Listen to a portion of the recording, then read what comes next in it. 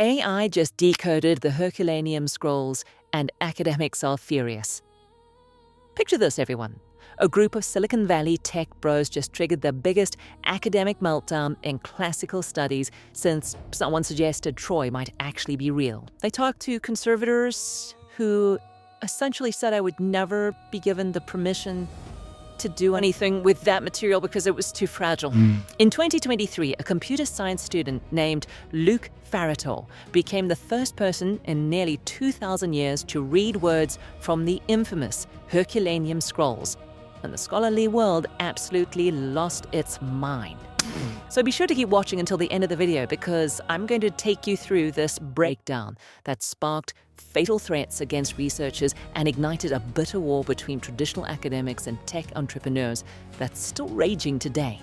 So don't click away. You won't want to miss these explosive controversies that are literally rewriting how we discover ancient history. Got your attention? All right, strap in. The drama started with something called the Vesuvius Challenge, where tech entrepreneur Nat Friedman decided to throw $700,000 at a problem that had stumped scholars for centuries. But here's where things get spicy. Instead of working through established academic channels, he basically said, forget the professors, and crowdsourced the entire thing to anyone with a computer and some machine learning skills. That is quite some audacity.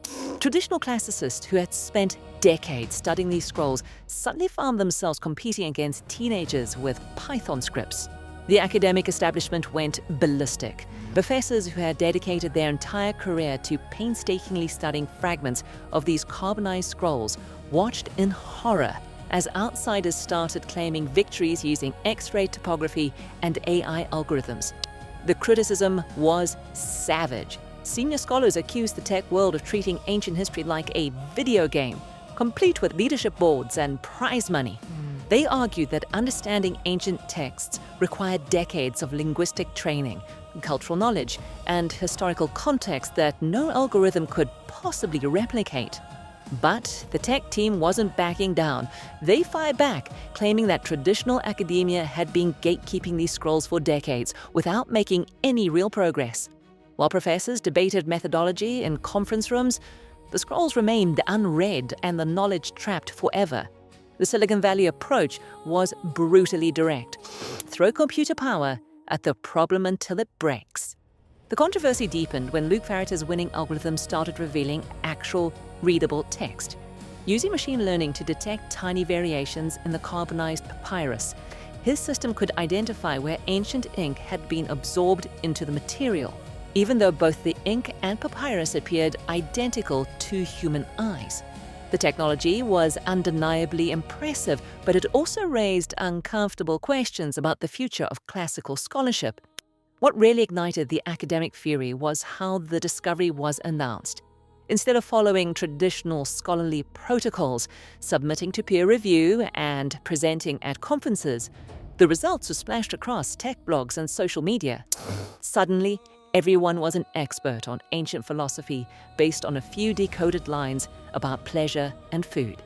The classical studies community felt completely bypassed, watching centuries of scholarly tradition get steamrolled by venture capital and viral marketing. The most cutting criticism came from professors who pointed out that reading text isn't the same as understanding it. Sure, AI could detect letter patterns, but could it grasp the nuanced philosophical arguments of Epicurean thought? Could it understand the cultural context of Roman villa life? The tech team's response was typically Silicon Valley. We'll figure out the interpretational part later. First, let's get the text readable. This wasn't just about ancient scrolls anymore. It had become a proxy war for the soul of academic research itself, with traditional scholars fighting to preserve rigorous methodology against tech disruptors who wanted to move fast and break things, even if those things were 2,000-year-old manuscripts. When the first decoded passages were finally revealed, they didn't just surprise scholars, they completely blindsided them. The text wasn't some mundane shopping list or administrative record that everyone expected from a Roman villa. Instead, Luke Farritor's AI had uncovered philosophical writings by Philodemus discussing pleasure, food, and the nature of happiness in ways that directly challenged how modern academics understood ancient Epicurean thought. But here's where the real controversy exploded. Traditional scholars immediately began questioning whether the AI translations were even accurate. The decoded Greek text suggested that ancient philosophers had far more nuanced views on hedonism than previously believed. But senior classicists weren't buying it. They argued that machine learning algorithms, no matter how sophisticated, couldn't possibly grasp the subtle philosophical distinctions that required decades of training to understand properly. The academic establishment struck back hard, claiming that AI was essentially hallucinating text patterns and that the translations were fundamentally flawed. Professor Richard Janko from the University of Michigan publicly stated that while the technology was impressive, the interpretations being promoted by tech enthusiasts showed a dangerous misunderstanding of ancient philosophical concepts. The implication was clear: stick to your computers and leave the thinking to the real scholars. Meanwhile, religious institutions began expressing serious concerns about what other scrolls might contain. The Herculaneum library potentially held early Christian texts, lost gospels, and philosophical works that could challenge established theological doctrines. The Catholic Church, which had remained diplomatically silent during the initial breakthrough, started making pointed statements about the importance of proper scholarly oversight when dealing with potentially sensitive ancient religious materials. But the tech team wasn't intimidated by academic gatekeeping. They fired back by pointing out that traditional scholars had been sitting on these scrolls for over 250 years without making any meaningful progress. If the interpretations were wrong, at least now there was actual text to interpret instead of educated guesses based on tiny fragments. They accused the academic establishment of being more interested in protecting their professional territory than advancing human knowledge. The controversy intensified when questions emerged about who actually owned the rights to these newly revealed texts. Italy claims sovereignty over all archaeological materials found in Herculaneum. But the scrolls had been distributed to various institutions and private collectors over the centuries. Suddenly, lawyers were getting involved, arguing over intellectual property rights to 2,000-year-old philosophy lessons. Now guys, before moving on, don't forget to subscribe to our channel and give a thumbs up and all that other YouTube goodness. Make sure to hit the notification bell so you don't miss out on our weekly videos. It really helps the channel. Appreciate it. The dispute reached fever pitch when competing academic teams began producing different translations of the same passages. One group's profound philosophical meditation on the nature of pleasure became another team's mundane discussion about dinner preferences. Without clear scholarly consensus, the public was left wondering who to believe: the traditional academics with their years of training, or the tech innovators with their revolutionary tools. The situation became even more contentious when rumors spread that private collectors and tech companies were secretly negotiating deals to decode scrolls outside of academic oversight entirely. The possibility that crucial historical texts might be translated and interpreted by corporate entities rather than scholarly institutions sent shockwaves through the archaeological community. Some professors warned that commercializing ancient text recovery could lead to sensationalized misinterpretations designed more for viral content than historical accuracy. The real earthquake hit when institutions realized this technology wasn't going to stop with Herculaneum scrolls. Suddenly, every major archaeological site with damaged texts became a potential battleground between traditional scholars and tech disruptors. Vatican Library, which houses thousands of deteriorating manuscripts, found itself under pressure from tech entrepreneurs offering to help decode their most sensitive religious documents. The church's response was swift and brutal. Absolutely not. But the controversy exploded beyond just Catholic institutions. Jewish scholars raised alarms about AI potentially misinterpreting ancient Hebrew texts, while Islamic authorities expressed concerns about algorithms handling sacred Arabic manuscripts. The underlying question was terrifying for religious establishments.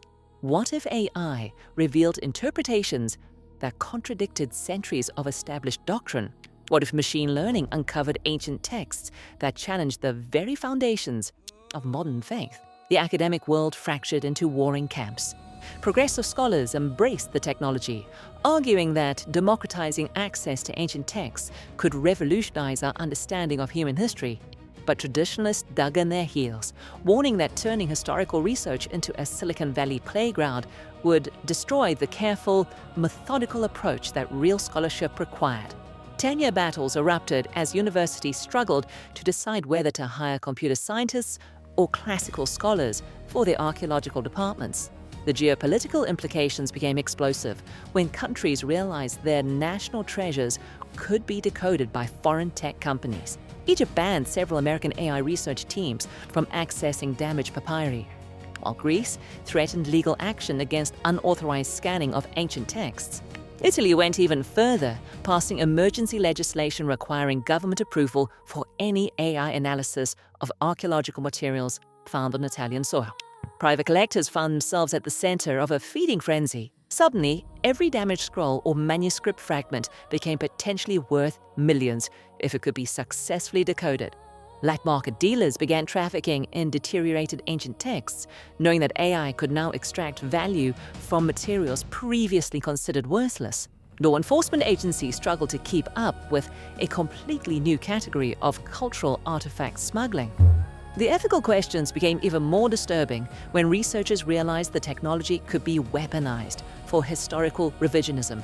Authoritarian governments began funding AI projects specifically designed to discover ancient texts that supported their political narratives.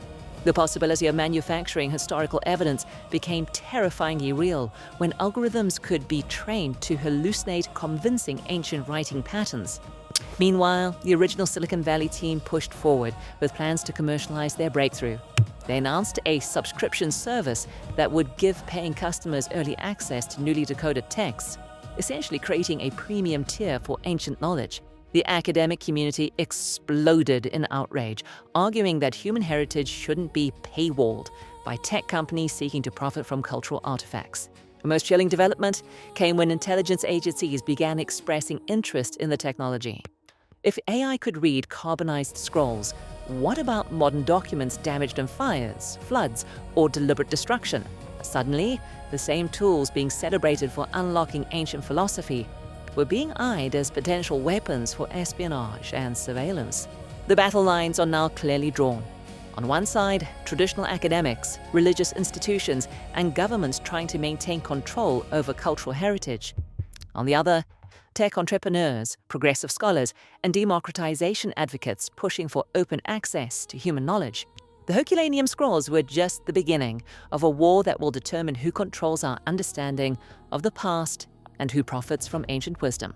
But what do you all think? Should ancient texts be democratically accessible to anyone with the technical skills to decode them?